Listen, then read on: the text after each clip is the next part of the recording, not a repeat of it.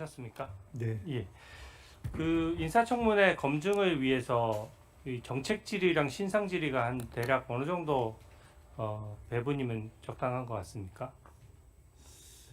생각을 한 잘안 50대 50 정도면 될까요?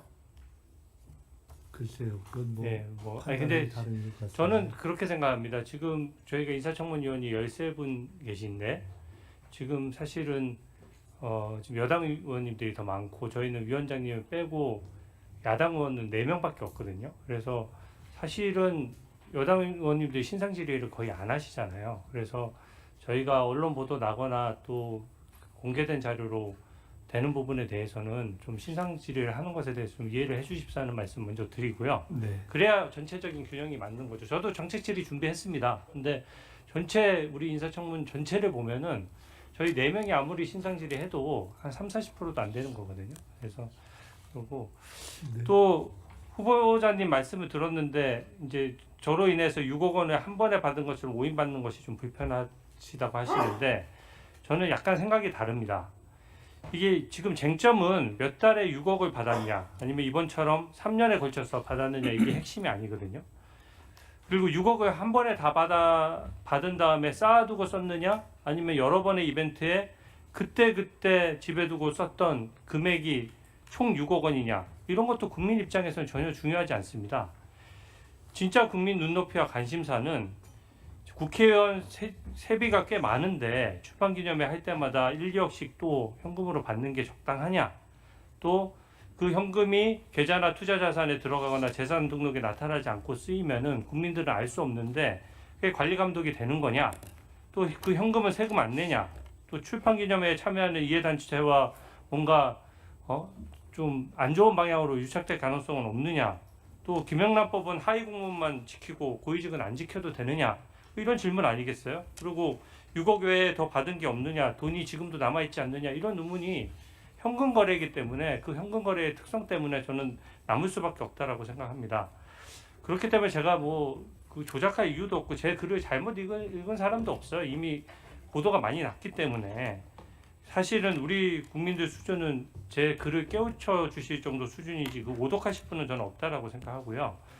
출판 기념회도 제가 무조건 잘못됐다는 거 아닙니다. 실태가 드러났고 그게 얼마나 오래된 관행일지 몰라도 국민이 불편해하시면 고치자는 거예요. 그래서 제도권으로 양성화하자는 건데 제가 정치자금법 개정안을 발의했는데 솔직히 좀 내용을 이슈하기 위해 가지고 검은봉투법으로 이름을 지었지만 사실 그런 이름이 불편하시면 제가 중립적으로 바꾸겠습니다.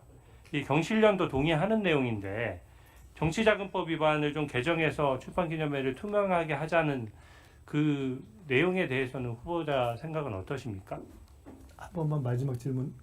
정치자금법 개정안 제가 발의했던 출판기념회를 좀 양성화하고 거기에 따른 책의 권수를 좀 정가로만 팔게 하고 또 한 사람이 너무 몰아서 사면은 사실상 혜택이 될 수 있으니까 10건 정도로 제한하도록 했거든요. 그리고 필요한 신고는 사전에 할 수 있도록 했고 이 정도 내용이면 동의할 수 있는 내용 같은데 어떻게 생각하세요? 제가 법안 제출하신 내용을 못 봤기 때문에 설명만 갖고 이해한 대로 한다면은 출판기념회는 하되 액수를 정가로 팔게 하자 그 말씀인 것 같네요. 맞습니다. 그리고 그 액수에 관해서 신고하게 하자 이 말씀인 것 같습니다. 네, 그렇습니다. 저는 이미 출판기념회를 하지 못하게 하자는 건 아니신 것 같고 그래서 공감이 있고요. 하는데 가급적 양성화하면 좋겠다. 그것도 괜찮은 것 같습니다. 네. 다만 두 가지가 쟁점일 것 같은데 하나는 액수를 정가로 해야 하는가, 또 하나는 그러면 그거를 공개하느냐가 있는데 공개하는 것은 신고죠. 공개가 공개 내지 신고죠. 네네. 나쁘지 않을 것 같습니다. 어차피 전반적으로 다 우리가 수익을 신고한다는 점에 비춰본다면은 그거는 조의금이나 축의금을 신고한다라는 거는 조금 더 다른 문제니까 아마 조의금, 축의금을 온 국민에 한해서 신고하기 정치인이니까 조금 더 제한을 아니실 것 같아서 그것도 일반 문인이 아니라 정치인에 한해서라고 전제하신다면 신고도 저는 있을 수 있다고 보는데 다만 정치 신인들에게 후원해도 지금 허용되지 않은 현실을 감안해 본다면 저는 가령 저보고 만약에 법을 내라면 정가의 뭐 3배 한도를 둔다라든가 뭐 이런 거는 혹시 검토해 볼 수 있는데 지금 당장 그거는 예, 조금 잘 알겠습니다. 무리도 뭐, 있을 수 있지 않겠나. 근데 예. 뭐 제가 의견이 있는 건 아닙니다. 왜냐하면 예. 지금 갑자기 질문 주셔서 예, 좋습니다. 생각을 많이 못 해봤습니다. 예. 그 SK 사건 언급이 계속 나왔는데요. 저는 기본적으로 2002년 사건이고 제값도 치르셨고 심지어 사면도 안 받으셨고 23년 지나서 그 시대 상황도 이해하거든요. 그래서 저도 판결문에도 후보자가 아닌 당이 먼저 요청했다 이렇게 되어 있습니다. 저도 봤어요. 근데 제가 불편한 점은 이것을 지금 현재 바라보는 그 후보자님의 시각입니다. 이게 판결문을 인정하지 않고 그 불법성을 좀 부정하는 듯한 뉘앙스가 있거든요. 이게 어떤 포인트냐면 그 당시에 지금 많은 영수증들이 있는데 영수증 처리를 좀 잘못한 사안을 가지고 검찰이 조작했다 이렇게 말씀을 하시는데 현재 국민의 법적 기준에는 저는 못 미친다는 생각이 듭니다. 이게 딱 움직일 수 없는 장면이 있거든요. 현금 2억 원 정도를 SK 임원이 직접 가져와서 후보자한테 전달을 했다는 것이고 영수증 처리가 안 된다는 말도 직접 했었고 이게 판결문에 딱 나와 있어요. 과거니까 유감 표명 정도 하고 넘어가면 될 사안인데 당시 장면만 놓고 보면 이렇습니다. 5만 원짜리가 없었어요. 1만 원짜리다 보니까 이게 쇼핑백으로 따지면 6, 7개 들어가고 무게로도 23kg가 조금 넘습니다. 그러면은 사실은 딱 하나의 질문에 봉착하죠. 이게 만약에 영수증 처리가 가능하고 합법적인 상황이었으면 계좌 송금하면 될 것을 당시에는 기업의 후원이 가능했거든요. 그러니까 계좌 신고했으면 될 것을 어렵게 낑낑대고 그 많은 현금을 직접 들고 와서 주는 것이 과연 그 장면을 봤을 때 약간 불법성의 인식이 없었느냐 하는 생각이 드는 것이고 그 당시 2002년도에 1만 원은 지금 5만 원 이상의 가치가 있습니다. 당시 대졸 신입사원이 모았을 때 꼬박 9년을 모아야 되는 금액이거든요. 그 점에 대해서 어떻게 생각하십니까? 일단은 처음에 말씀 주신 그 법원의 판결 내지는 결과적으로 불법인 것 자체를 부정하느냐에 대해서는 그렇지 않다는 말씀을 아까 배준영 의원님 질문 주셨을 때 이미 드렸습니다. 왜냐하면 제가 당시 최후 진술한 것을 기억하는데 결과적으로 영수증 처리가 안 돼서 불법인 것은 이건 어쨌든 제가 후보로서 책임지겠습니다라고 말을 그때 했습니다. 다만 그때 동시에 뭐라고 말씀드렸냐면 좀 설명을 드려도 된다면 근데 똑같은 상황이 다시 온다면 어떻게 해야 될지 솔직히 잘 모르겠습니다. 이렇게 얘기를 했습니다. 왜냐하면은 두 가지가 그렇습니다. 하나는 당시 제가 그 판결문에 나와 있는데요. 그 당시 가져오신 SK 회장이 되신 분입니다. 갑자기 연락이 와서 제가 들어갔더니 그분이 오셨고 옆에 말씀하신 대로 봉투가 큰 게 놓여있는데 6개, 7개는 아니었어요. 뭐 하여간 있었어요. 그래서 저한테 와서 인사라도 누구라고 하길래 그러시냐. 근데 이거 근데 제가 뭔데요? 그랬는가 하긴 뭐 그랬는데 그분이 표현하기를 제가 상황을 잘 이해하지 못하더라 이렇게 표현하셨습니다. 보셨을 테니까 아시겠죠. 그 제가 물었더니 위에서 보내서 왔습니다. 하니까 그게 이제 중앙당을 뜻하는 것이었어요.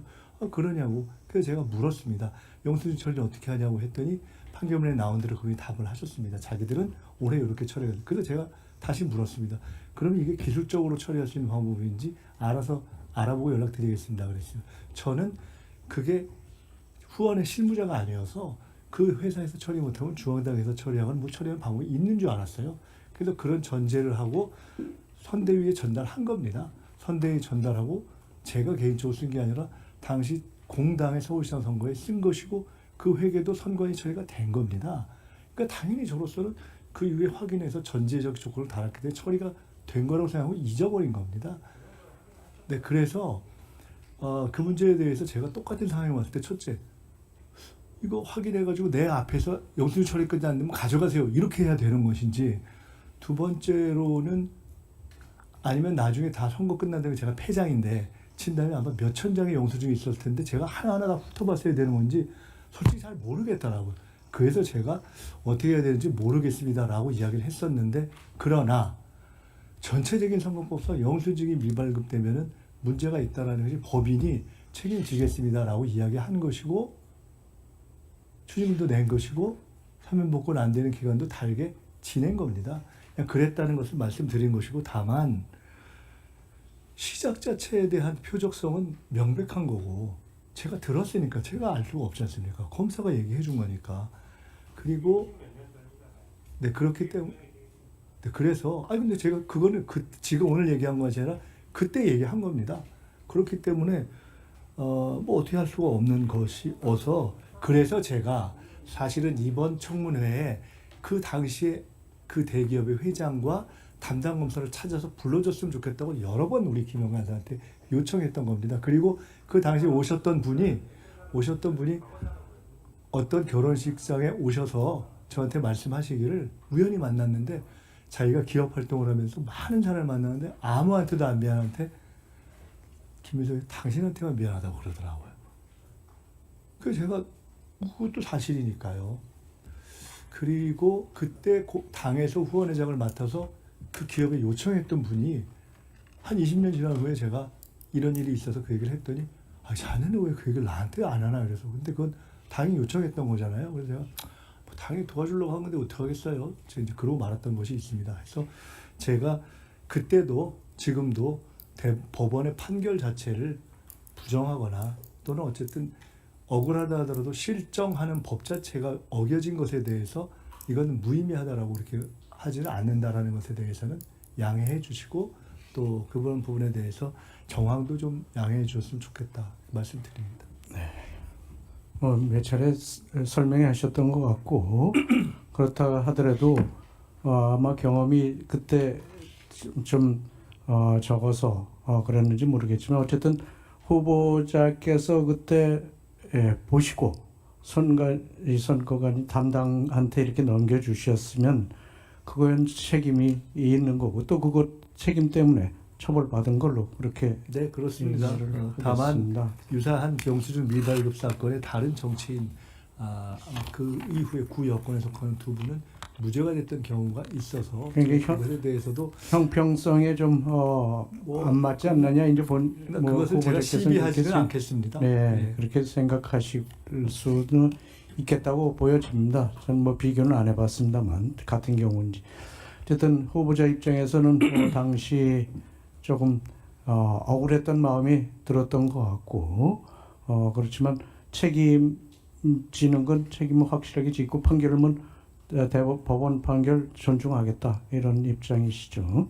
네, 한 말씀만 더 드린다면 우리 주진 의원님께서 제도 개선의 문제의식을 느끼고 계시다니까 이런 경우에 대해서는 저도 사실은 제 문제이기 때문에 그냥 생각 안 해야지 이렇게 하는데 출판기념 문제에 진짜 관심이 있으시다면 또 이런 사건들에 대해서 법률을 다루는 분들이기 때문에 앞으로는 조금 누가 봐도 전혀 쟁점의 소지가 없게 이런 것들이 좀 다뤄지면 좋지 않는가 한번 저도 좀 살펴보도록 하겠습니다.